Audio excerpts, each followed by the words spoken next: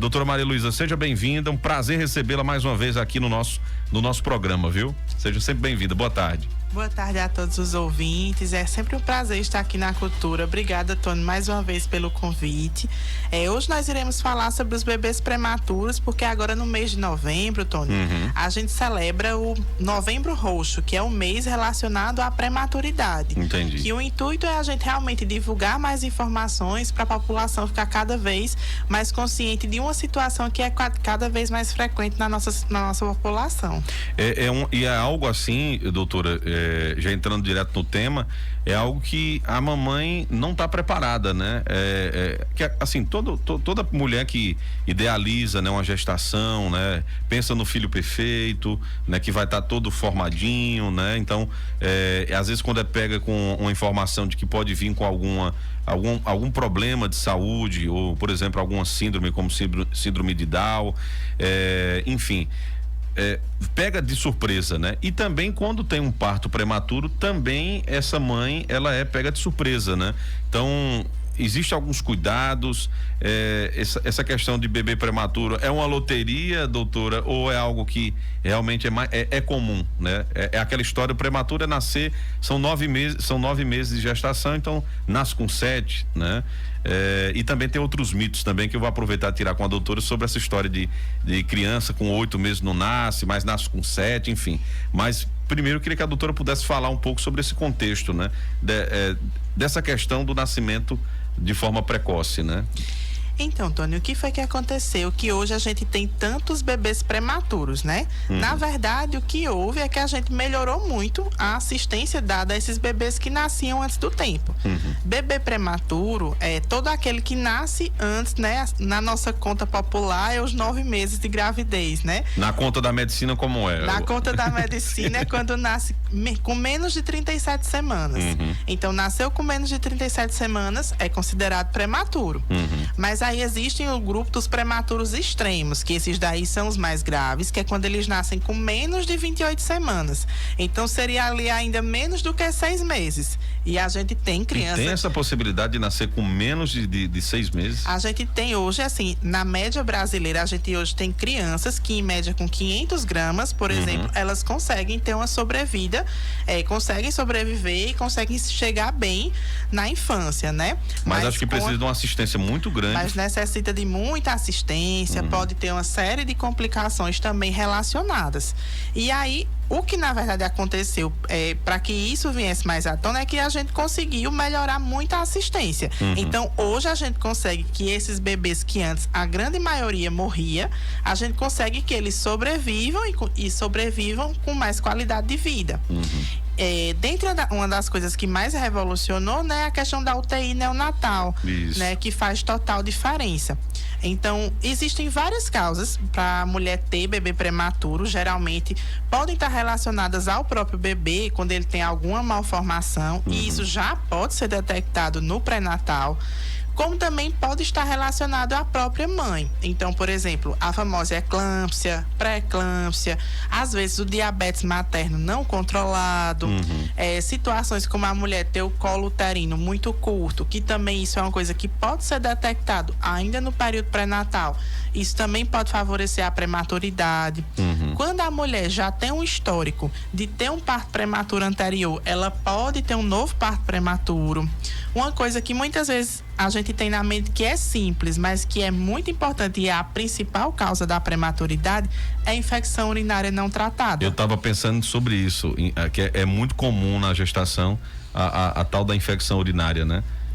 E aí é muito frequente, mas às vezes nem sempre a gestante manifesta sintomas, Tony. Então, às vezes ela tem a infecção urinária, não tem tantos sintomas e isso acaba levando ao parto prematuro. Então é bem complicado. Então as mamães, as gestantes, né, tem que ter muito cuidado sobre essas séries de questões. Até falando sobre essa questão de nascimento de 7 meses, né? Nascendo com menos desses 7, existe algum tipo de prejuízo na formação, vamos dizer, existe eu vou até falar porque eu tenho 3 filhas, né? Então eu acompanho o parto das 3, né? Então vamos dizer assim, eu tenho uma experiência de ouvir muita coisa em consulta, de pré-natal e tudo mais. Fala muito de um amadurecimento da placenta, né? Diz, não tá madura ainda, né? Então assim, é isso que eu pergunto, existe algum tipo de prejuízo justamente porque existe, né, um período de 38 semanas e que nasce antes disso, é prematuro, existe como é que eu posso dizer, algum prejuízo, né, para a formação da criança? Ela deixa de receber algum tipo de nutriente, ou então um desenvolvimento que deveria ali naquele finalzinho está acontecendo, ele acaba parando, né? Enfim, existe algum tipo de prejuízo nesse sentido, doutora? Na verdade, existe uma série de prejuízos que é o que faz tão importante que esse bebê prematuro, ele precise de um acompanhamento pediátrico tão de perto e tão regular. Para você ter uma ideia, Tony, enquanto uma criança que não teve prematuridade, ela deve acompanhar todo mês, às vezes o prematuro ele tem que acompanhar às vezes 2, 3 vezes no mês. Então a regularidade de consultas, de idas ao pediatra é ainda mais frequente.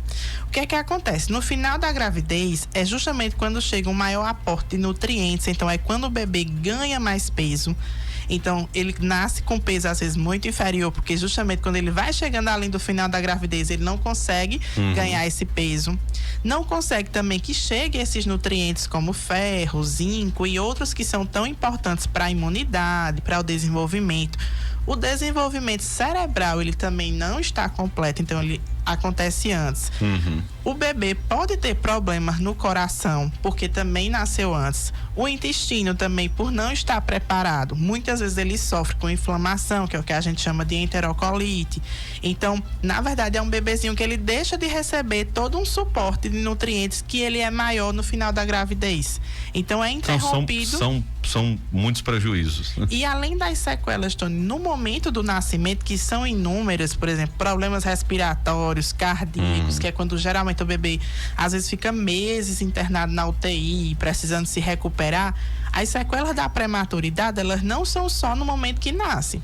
O bebê prematuro, ele é um bebê que ele tem mais tendência a ter dificuldade de ganhar peso no futuro, a ter atraso no desenvolvimento. Então, talvez é um bebê que não vai falar no período esperado. Entendi. E uma coisa que eu sempre gosto de aproveitar e deixar claro, a gente precisa entender que o bebê prematuro, ele não vai acompanhar o mesmo ritmo dos bebês que nasceram no tempo certo.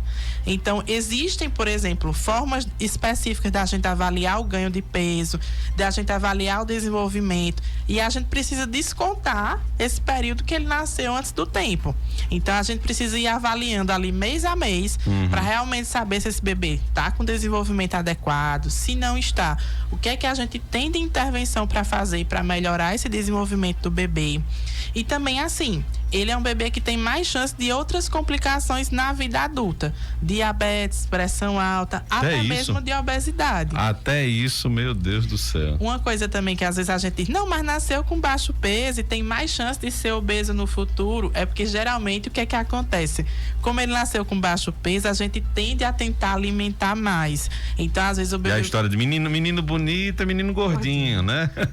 E aí, às vezes, acaba que precisa, tem mais chance de desenvolver, além de outras alterações neurológicas, transtorno de hiperatividade, déficit de atenção. Então, são bebês que têm uma série de complicações neurológicas também. Dificuldades escolar também, de aprendizagem e de leitura, entra nesse contexto? Também, geralmente foram feitos vários estudos e está relacionado cada vez mais. Também são bebês que têm uma maior chance de desenvolver autismo, pela prematuridade também pode ter relação, além de outras malformações e de outras alterações neurológicas que ele pode apresentar não só na infância, mas também na adolescência e na vida adulta. Isso é importantíssimo ser colocado também, né, essa questão. Doutora, existe uma possibilidade de se evitar um parto de um bebê prematuro? Existem alguns fatores, por exemplo, claro, quem vai estar acompanhando a gestante é um obstetra, né? Que geralmente é um ginecologista obstetra que vai fazer o pré-natal. Mas existe em alguma situação que um fator externo, né? Uma alimentação, uma qualidade de vida, isso ajude, né, a evitar um parto prematuro? Existe essa possibilidade? Na verdade, Tony, hoje cada dia a gente fala de um conceito chamado os primeiros 2.000 dias de vida do bebê. Então, na verdade, o ideal seria que todo mundo se preparasse para engravidar. Então, já começasse a tomar algumas medicações, o sulfato ferroso, o ácido fólico, antes mesmo da gravidez iniciar. E aí, depois que essa gravidez iniciasse, continuasse a ter os cuidados. Além da alimentação, existem formas da gente identificar alguns riscos de prematuridade. Por exemplo, no caso dessa mãe que tem um histórico, ela pode fazer um ultrassom, pode ver se ela tem esse colo uterino menor, que isso aumenta o risco de prematuridade. Existem alguns procedimentos que o obstetra pode fazer para evitar de evoluir.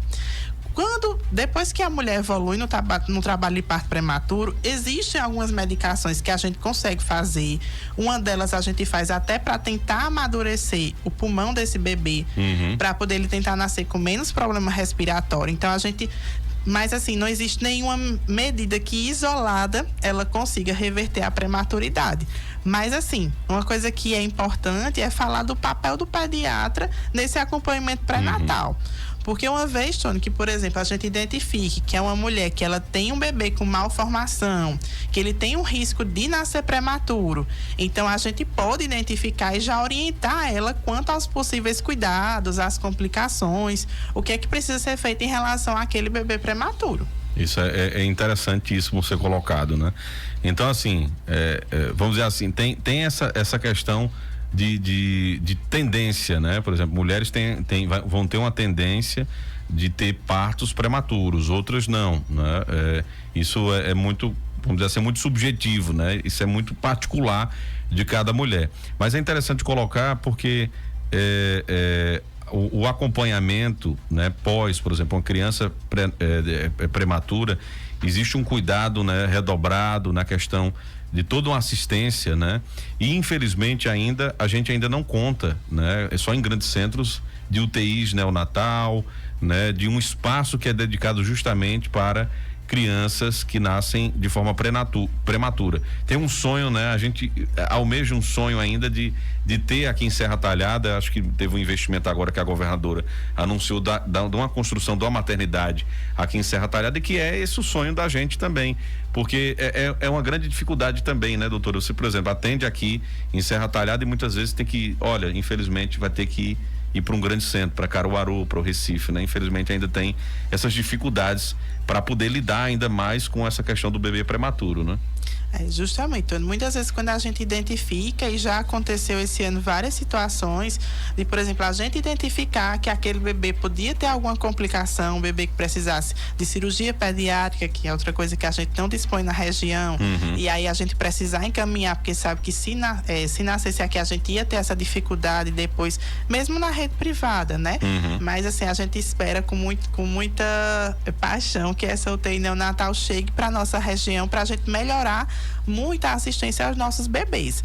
Lembrando que a assistência ao prematuro, ela é multidisciplinar. Para você ter uma ideia, Tony, a gente precisa de nutricionista, de fisioterapeuta, o pediatra tem que estar ali o tempo todo com a mãe, vigiando o desenvolvimento, vigiando cada grama que é ganhada, que muitas vezes é com muito sacrifício. Às vezes as mães, quando vê o bebê se desenvolvendo bem, deixa de acompanhar, esquece de avaliar, fazer a avaliação oftalmológica que precisa. Muitas vezes precisa fazer a ultrassom transfontanela para verificar como é que está esse desenvolvimento cerebral. Então, existe uma série de detalhes que só realmente durante a consulta e com um bom acompanhamento pediátrico é que a gente consegue avaliar e organizar melhor para cada criança. Sem dúvida. Ó, quem tá lhe mandando um abraço aqui, viu? É Maria Gorete Ferreira, né? Tá ligada com a gente, é a mãe, né? Dona Gorete, tá ouvindo a gente, tá acompanhando lá pelo YouTube, diretamente de Araripina, né? É a terra do bode, o bode assado, né? É bom demais, viu? Tem tá acompanhando, tá mandando um beijo aqui pra doutora Maria Luísa. Rinaldo Ferreira, né? Valeu, né? Maria Luísa. Pix no Piauí também tá acompanhando, viu? Então tem. Esse é quem aqui? Esse aí é o tio. É um tio, muito bem. Então a família tá aqui acompanhando, assistindo também. Aproveitando sua vinda aqui também, doutora, como a gente teve falando sobre as viroses, né?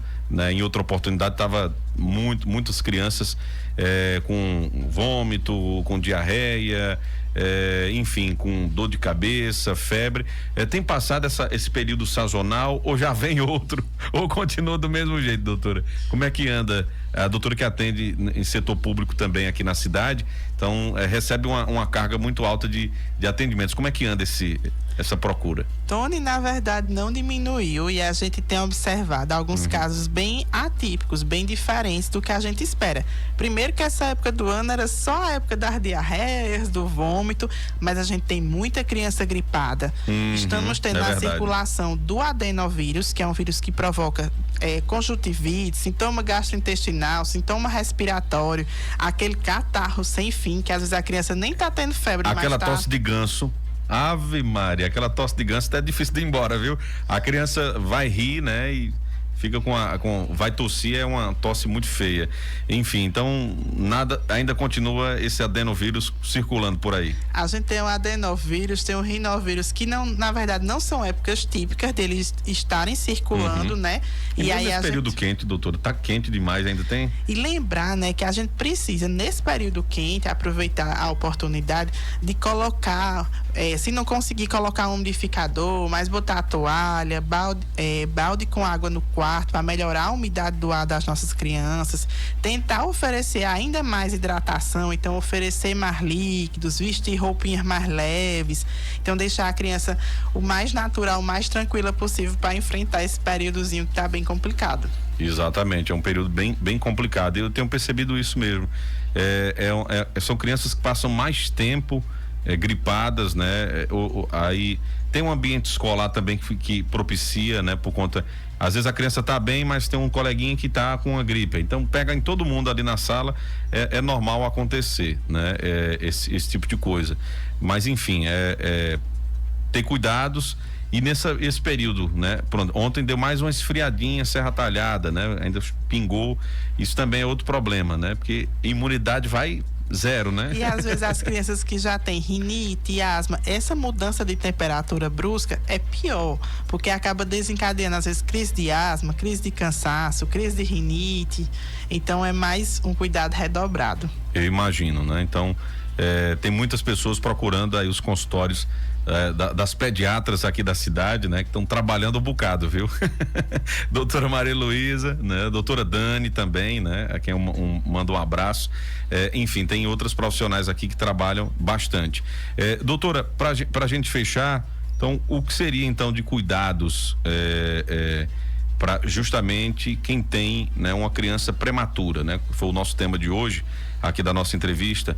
Então, aquela criança que já teve alta, por exemplo, dessa parte, né, hospitalar, né, tá indo em casa, então a mamãe ela tem que ter um cuidado redobrado, né? O que seria de dicas que possam ser colocadas aqui para essas mamães, né? O cuidado que ela deve ter no ambiente, né, familiar, no ambiente residencial.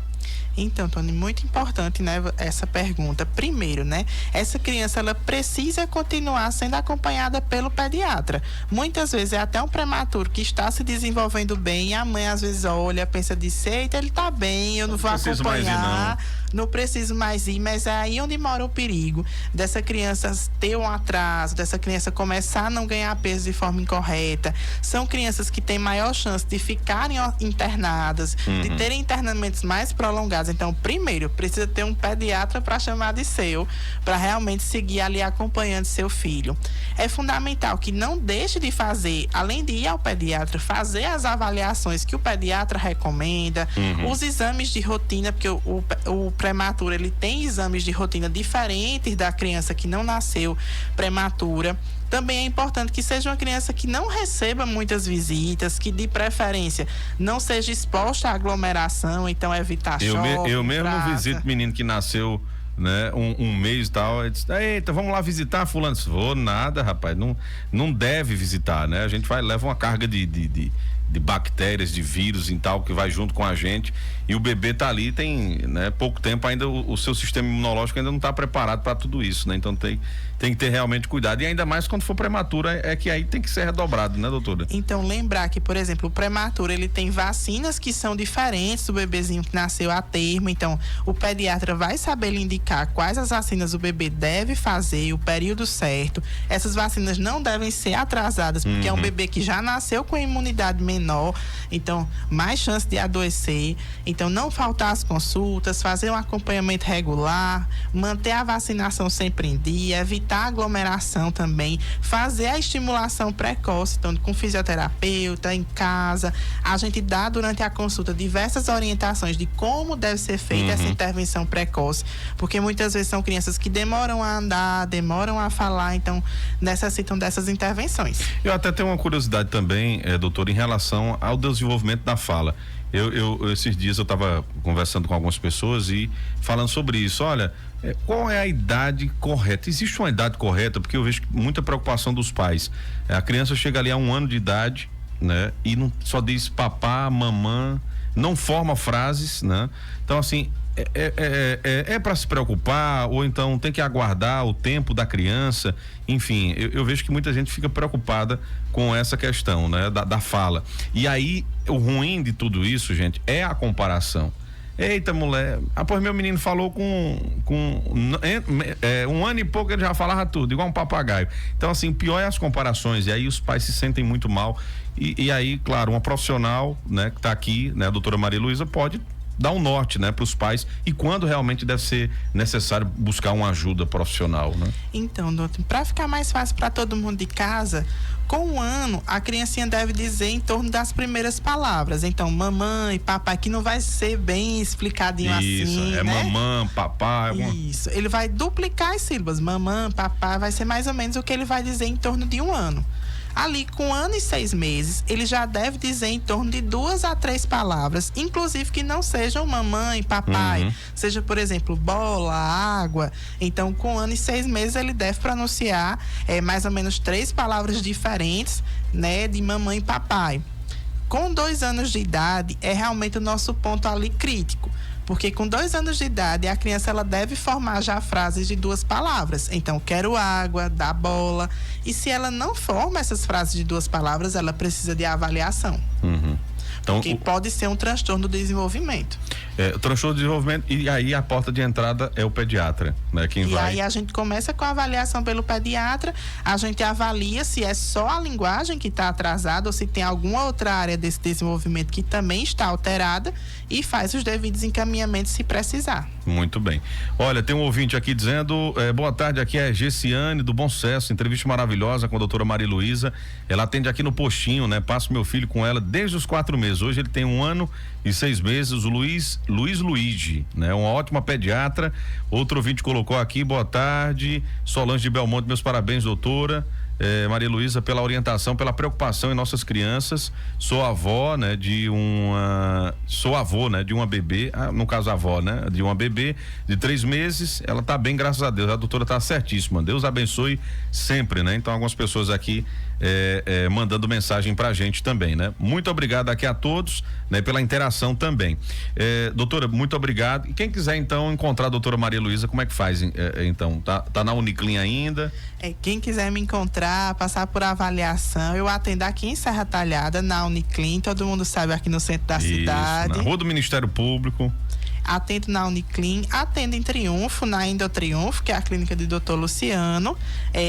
Estou aqui sempre, toda semana, atendo mais de uma vez na semana. Atendo também em Araripina, que é minha cidade natal, na Clínica do Coração, uma vez no mês. E atendo em Marcolândia, que é no Piauí, cidade vizinha lá de Araripina, também na Integral Clinic, também uma vez por mês. Muito bem. E a Uniclin, se não falha a memória, o telefone é 3831-6694, né? Exatamente, é o telefone de lá. Doutora, muito obrigado por ter vindo. Obrigada a todos, um abraço para todos. Qualquer coisa, aperreio de novo quando tiver algum assunto. Tiver um menino adoecendo demais, doutora, o que é que tá acontecendo? Lhe chamo novamente, tá bom? Então, mais uma vez eu agradeço o convite, deixo um abraço a todos que ouviram e participaram dessa entrevista maravilhosa.